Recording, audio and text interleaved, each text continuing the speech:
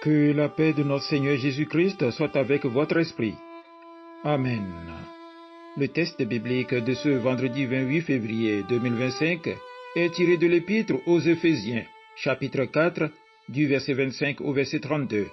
Le thème de ce jour est le suivant: cherche la pureté du cœur. Prions. Seigneur, ta parole est une lampe à nos pieds et une lumière sur notre sentier.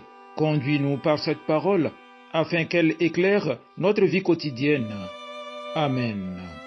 Éphésiens chapitre 4, du verset 25 au verset 32. Alors ne mentez plus, chacun doit dire la vérité à son prochain, parce que tous ensemble, nous faisons partie d'un même corps.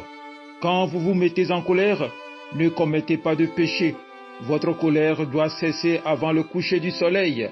Ne laissez aucune place en vous à l'esprit du mal.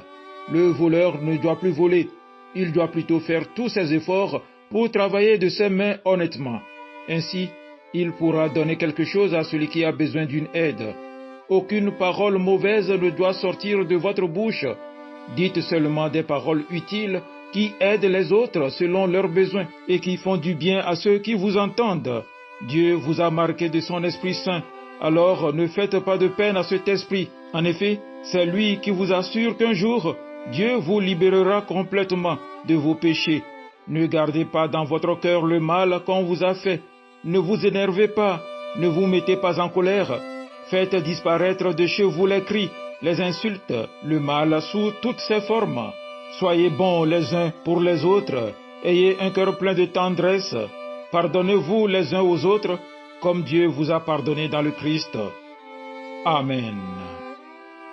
Bien-aimés dans le Seigneur, le passage d'Éphésiens 4, versets 25 à 32, met l'accent sur la manière dont les croyants doivent se comporter les uns envers les autres en recherchant la pureté du cœur et en mettant de côté les comportements qui sont nuisibles à l'harmonie et à la sainteté. Ce texte nous appelle à rejeter le mensonge, la colère, l'amertume et à embrasser la vérité, la réconciliation et la bienveillance afin de vivre dans la pureté du cœur.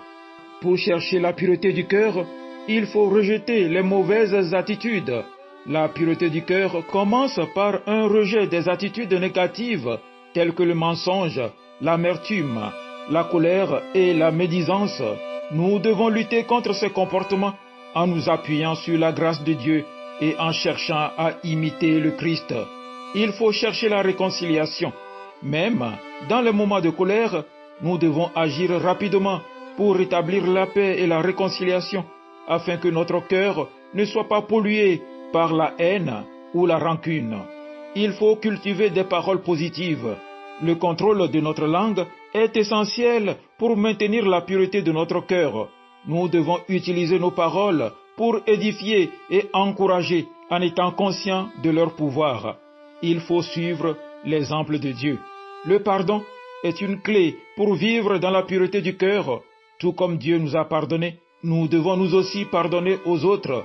Cela nécessite de la patience, de la compassion et de l'humilité.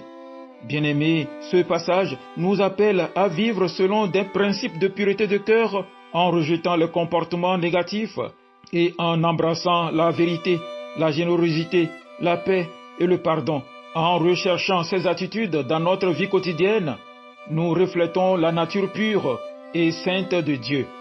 Que nous puissions, par la grâce de Dieu et l'action de l'Esprit Saint, poursuivre cette pureté du cœur et honorer Dieu dans nos pensées, nos paroles et nos actions. Amen. Agréable journée à vous tous.